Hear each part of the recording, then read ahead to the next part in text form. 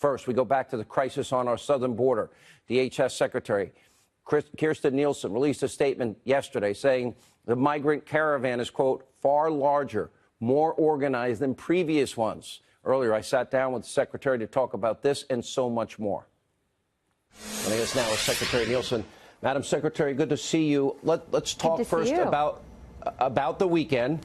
Let me quote one Border Patrol Chief, Carla Provost. Our agents were being assaulted. A large group rushed the area, throwing rocks and bottles at my men and women, putting them in harm's way, and numerous other similar reports. How bad was it? Well, you know, Sean, first of all, let me just say this is a testament to the training and professionalism of the Border Patrol that no one was hurt. We had 1,000 people rushing the border in a very violent and lawless way. We will not stand by as our Border Patrol are attacked, so they defended themselves. Yeah, well, I don't know if they have any choice. The thing is, we see now that the mayor, interestingly, of Tijuana said, excuse me, Trump was right, this is an invasion, and they have now had a lot of issues that they've had to deal with. But the migrants, the caravan, are still coming, and they're coming in bigger numbers. What if larger numbers of people rush the border? Are you confident you're prepared? We were prepared this time. We will be prepared for any additional migrants. The president has made it quite clear we will not tolerate illegal or violent entry into our country. So this time he talked about it for a month in advance as the caravans were making their way up. He raised awareness. He called in the military. He called in Constantino Wire. We hardened the ports. We called in additional law enforcement, state and local and federal. And we were prepared. We will be prepared. We will not allow illegal entry into our country. One thing the president said, why, if they're going to be seeking asylum, they're going to not be in this country or allowed in this country while whatever process goes forward. One of the problems has been people cross the border, they claim asylum, they get a court date, they're released into America, and they never show up again. So how insistent is the president that they stay in Mexico, and how are relations with Mexico, considering they were told a long time ago they should be dealing with this? Yeah, you know, this is an important point that you raised, Sean. Ultimately, we only see about 9%, 10% of Central Americans who make an asylum claim actually be granted asylum by an immigration judge.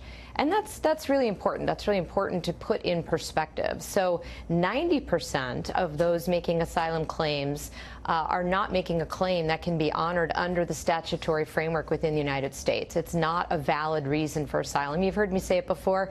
If you're coming to get a job, that's not a claim for asylum. If you're coming to be with your family, that's not a claim for asylum. Isn't it likely they're going to be coached? And if they really wanted asylum, didn't Mexico offer them work permits to work in South Mexico, and that was apparently rejected by most? And how many people are we now talking about in the remaining caravan still making its way north?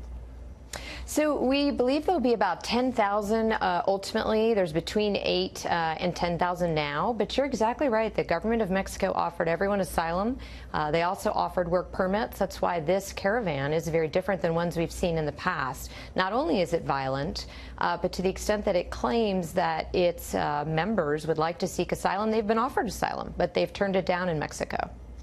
Let me play a shot from 60 Minutes. This was Scott Pelley, and the argument is about the separation issues and how there was a warrant for 1 3-year-old. And I want to get your response to it. The president tweeted out, and we have images of even young people when Obama was president that are behind fences. They would say it's cages if it was Donald Trump. But watch this shot.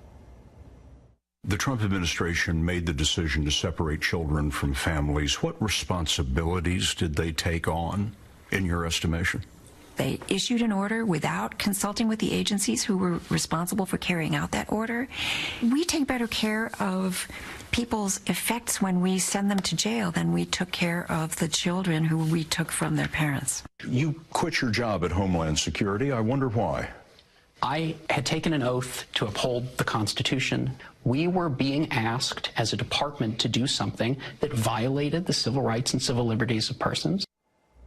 I want to get your reaction to that. And wasn't it President Trump that stopped the practice through an executive order?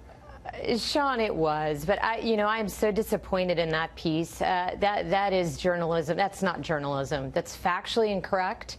We did not have a policy to separate families from children. What the president said, what all presidents have said before him, is we will enforce the law. This president takes that very seriously. So what you saw was, as we enforce the law against those who chose to enter illegally, mind you, not go legally to a port of entry, but enter illegally, they were prosecuted. And because of that, if they had children with them, so as not to put children in a custodial jail, they were separated and put in the good care of HHS.